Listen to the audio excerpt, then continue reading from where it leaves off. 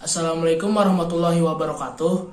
Perkenalkan, nama saya Dika Askia Sulaiman dengan nomor induk mahasiswa 221011631001, ingin mereaksi sebuah pernyataan tentang sastra dalam bentuk video. Pernyataan sastra yang akan saya tanggapi ini bersumber dari Profesor Dr. I. Dewa Putuwijana, dan beliau adalah salah satu guru besar di Universitas Gadjah Mada.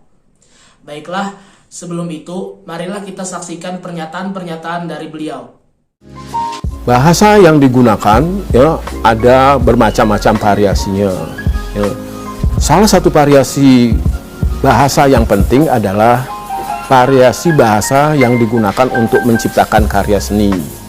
Nah, karya seni yang bermediumkan bahasa itu disebut dengan karya sastra, seperti novel, cerpen, puisi, dongeng-dongeng, dan sebagainya. Itu adalah karya sastra. Nah, karya sastra ini juga merupakan objek dari jurusan Bahasa dan Sastra Indonesia. Mengapa sastra perlu diketahui atau perlu dipahami secara baik? Karena karya sastra menyimpan berbagai kekayaan budaya yang tidak ternilai harganya. Nilai-nilai luhur yang diturunkan dari nenek moyang kita itu tersimpan di dalam karya sastra. Di dalam karya sastra baik yang berbentuk prosa ataupun puisi. Jadi untuk memahami karya sastra dengan baik, kita harus mempelajari teori-teori sastra. Ini juga merupakan bagian yang terpenting yang dikaji oleh mahasiswa jurusan bahasa dan sastra ya, di berbagai jurusan ya, terutama yang berminat pada bidang studi sastra. Jadi sastra itu adalah karya seni yang bermediumkan bahasa yang menyimpan nilai-nilai luhur ya, itu harus dipelajari agar kita lebih dapat mengapresiasi secara baik karya-karya yang ditulis oleh para pengarang, baik pengarang pada masa lampau atau pengarang yang lebih modern.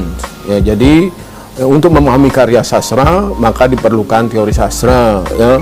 Karya sastra itu penting karena karya sastra itu adalah cermin dari kehidupan. Ya. Di dalamnya terdapat nilai-nilai kebaikan, nilai-nilai kebajikan yang terdapat di dalam masyarakat. Jadi ini harus dilestarikan.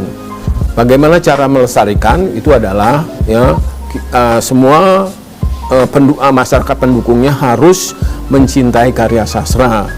Jadi untuk bisa mencintai karya sastra lebih baik, maka kita harus mengetahui sedalam-dalamnya karya sastra itu dengan bantuan teori-teori sastra yang harus dipelajari secara mendalam. Karena banyak sekali teori-teori sastra modern yang berkembang sekarang ini, sehingga akan menambah pengetahuan kita.